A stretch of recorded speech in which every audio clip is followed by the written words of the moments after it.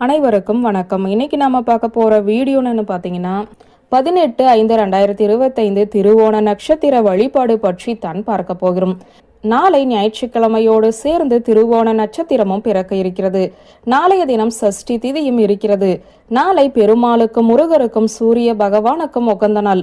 பித்ருக்காரகனான சூரிய பகவானுக்கு உகந்த நாளில் திருவோண நட்சத்திரம் வந்திருப்பதால் இந்த நாளில் இறை வழிபாடு செய்து நாம் செய்த பாவங்களுக்கு எல்லாம் மன்னிப்பு கேட்டுக்கொண்டால் அதற்கு உண்டான பலன் உடனடியாக கிடைக்கும் என சொல்லப்பட்டுள்ளது.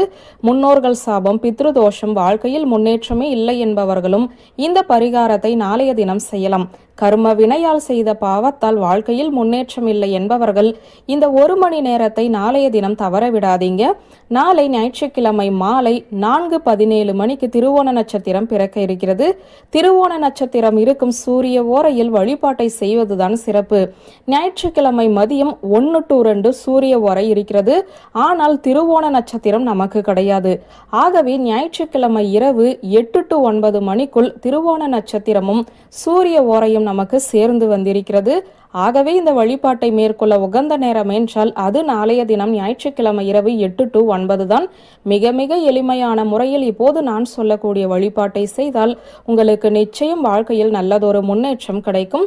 நாளை இரவு 8 மணியிலிருந்து 9 மணிக்குள் பூஜை அறையில் ஒரு விளக்கேற்றி வைத்து விடுங்கள். குல தெய்வத்தை மனதார வேண்டி முதலில் உத்தரவு வாங்கி கொள்ளுங்கள். பெருமாளுக்கு துளசி இலைகளால் அலங்காரம் செய்யுங்கள். முருக பெருமானின் திருவுருவ படத்திற்கு சிவப்பு நிற பூக்களை சாத்திவிடுங்கள். அதன் பின்பு உங்களுடைய உள்ளங்கைகளில் 1 கைப்பிடி அளவு கோதுமையையும் 1 துளசி இலையையும் ஒன்றாக சேர்த்து வைத்துக் கொள்ள வேண்டும். கோதுமைக்கு நடுவே துளசி லேசாக புதைந்து உள்ளங்கைகளில் இருக்க மூடிக்கொள்ளுங்கள். பெருமாளையும் முருகரையும் குல தெய்வத்தையும் மனதார வேண்டிக் கொண்டு உங்களுடைய பிரச்சனைகள் தீர வேண்டும் என்றும் அறியாமல் செய்த பாவத்திற்கு மன்னிப்பு கிடைக்க வேண்டும் என்றும் பிரார்த்தனை செய்யுங்கள். நம்பிக்கையோடு இந்த 1 மணி நேரத்தில் குறைந்தபட்சம் 10 நிமிடமாவது இறைவனை மனதார பிரார்த்தனை செய்ய வேண்டும். உங்களுக்கு வாழ்க்கையில் என்னென்ன கஷ்டம் இருக்கோ அதை எல்லாவற்றையுமே இறைவனிடம் சொல்லிவிடுங்கள். உள்ளங்கைகளில் துளசியும் கோதுமையும் கட்டாயம் இருக்க வேண்டும். துளசி பெருமாளுக்கு உரிய பொருள், கோதுமை சூரிய பகவானுக்கு உரிய பொருள். இந்த 2 பொருட்களையுமே நாளைய தினம் உள்ளங்கைகளில் வைத்துக்கொண்டு ஏற்றி வைத்திருக்கும் விளக்கிற்கு முன்பு பிரார்த்தனை செய்தாலே போதும்.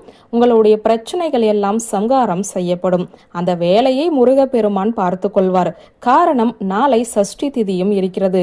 முன்னோர்களுக்கு அறிந்தோ அறியாமலோ ஏதேனும் பாவம் செய்திருந்தால் அந்த பாவங்களுக்கும் மன்னிப்பு கேட்டுக்கொள்ளுங்கள். திதி தர்ப்பணம் வழிபாட்டில் ஏதேனும் குறைபாடுகள் செய்திருந்தால் அதற்கு உண்டான மன்னிப்பையும் வழங்க வேண்டும் என்று பிரார்த்தனை செய்து கொள்ள வேண்டும்.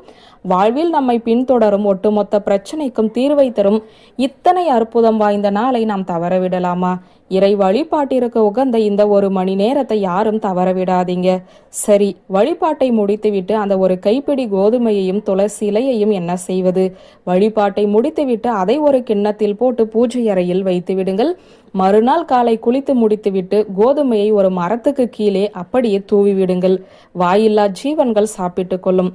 துளசி இலையையும் அப்படியே கால்படாத இடத்தில் நீங்கள் போட்டுக்கொள்ளலாம். பசுமாட்டிற்கும் அந்த கோதுமை கொடுக்கலாம், தவறு கிடையாது. இந்த பரிகாரத்தை செய்வதன் மூலம் உங்களுடைய பாவங்கள் குறைக்கப்பட்டு முன்னோர்களுடைய சாபங்கள் நீக்கப்பட்டு ஜாதக கட்டத்தில் இருக்கும் தோஷங்களும் நீக்கப்பட்டு உங்கள் வாழ்க்கையில் ஒரு புத்துயிர் கிடைக்கும். இந்த நாளுக்கு அந்த நேரத்திற்கு அத்தனை மதிப்பு. அதை மட்டும் தவறவிட்டு விடாதீர்கள். இந்த தகவலை உங்களோடு பகிர்ந்து கொண்டதில் எனக்கு ரொம்ப சந்தோஷம். இந்த வீடியோ உங்களுக்கு பிடித்திருந்தால் லைக், கமெண்ட், ஷேர் பண்ணுங்க. நன்றி.